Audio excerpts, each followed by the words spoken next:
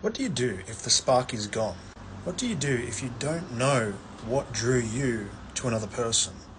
What do you do if you don't know what drew them towards you? So, I want to share some notes with you. I'll read them out to you. But before I share with you my notes, understand that a single action can be brought about by multiple causes, by multiple reasons. So usually there is a trigger point by at least one cause or reason. For example, if someone's stonewalling you, is it really because they're malicious? Could be. Or is it because, they literally don't have their phone on them? So for every single action, there can be more than one cause, right? Now let me read you some notes that I was reflecting on. One of these reasons or causes that we are drawn to people, like if you're a lass, drawn to a bad boy, or if you're a guy perhaps being drawn to a bad girl, or whatever, you're drawn to someone, even if it's kind of against your will a little bit. There's this sexual attraction towards the other party of the opposite sex. There is something called the cliffhanger. You've probably heard of this and you've probably seen it, where you have your favorite TV show and you have your favorite, movie, and usually by the end of the story there's a cliffhanger. And what is exactly a cliffhanger? A cliffhanger is unresolved questions. So think about like Game of Thrones. This is the most relatable example. And by the end of everything, you've got questions.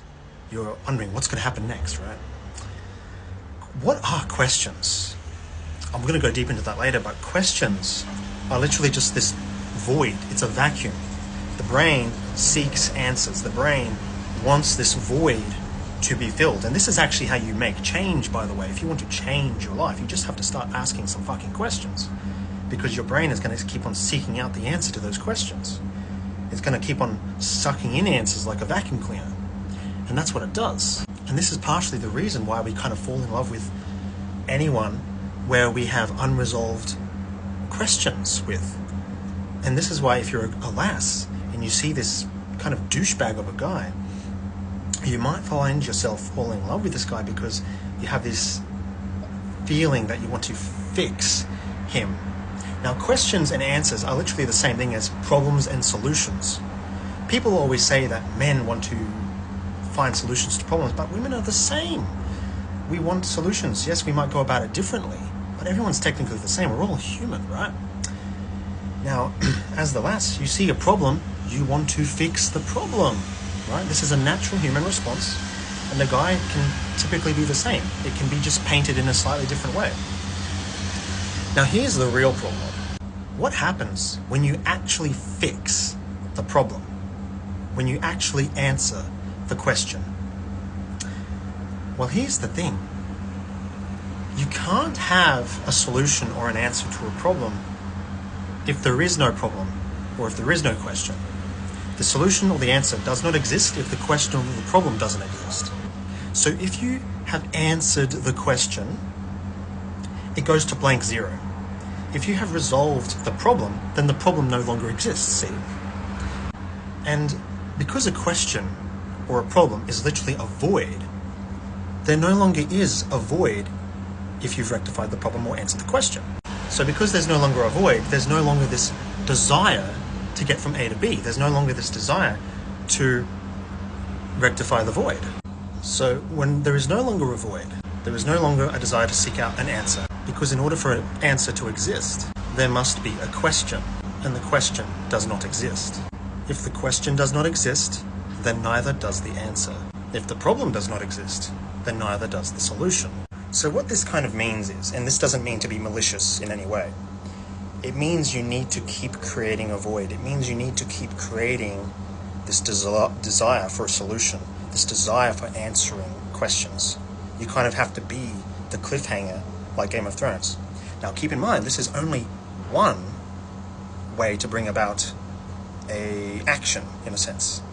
There is more than one way to get the outcome you desire. There's more than one way to skin a cat.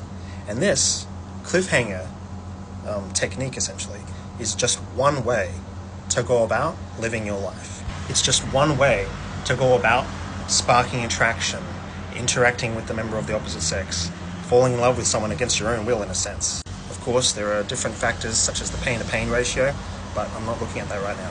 Although I will say, if the question is unresolvable in the sense that you don't have the capacity to resolve it or answer the question, or it's just dangling over your head for too long, then of course the other person's just going to go off in a different direction. Very similar to dangling a string over a cat. Women are much more susceptible to this. If you dangle a string over a cat, the cat is likely going to want to play with the string. But if you keep on doing that and never let the cat ever get to the string, then the cat's going to be like, I'm never going to get to the string, it's just hopeless, it's pointless. But if you let the cat have some of the string and then pull it away, give the cat some string, then pull it away, 2 steps forward, 1 step back, you create this nice rhythm, this cycle even, of how the cat interacts with the string. And sometimes you'll need to take a break and not interact with the cat at all, let the cat go its own way, and then let the cat come back. And the cat will more than likely want to come back if the cat has a good time with you. And you see, the string is a bit like a problem, and the cat, it has the solution. It wants to answer this question, this challenge of the string, right?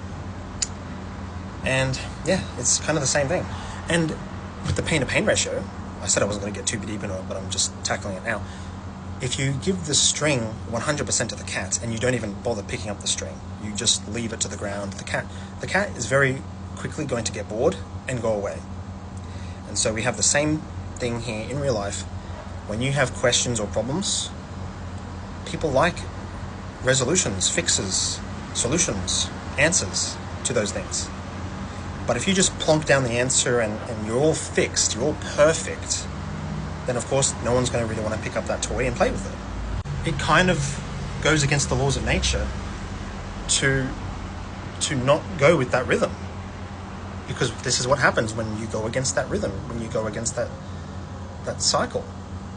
You need to go up and down. You need to go 2 steps forward, 1 step back. Because when people lean too much in one direction here, down here, and one direction way too much up here, of course it's not going to work out. Very similar to if your heart is beating, your heart goes up and down like this. If your heart stops beating in one direction for far too long, that's a massive problem. Hi, my name is Geneva Tolovat. If you would like to reach out to me on Instagram for some help, let me know. DM me and see where we go from there.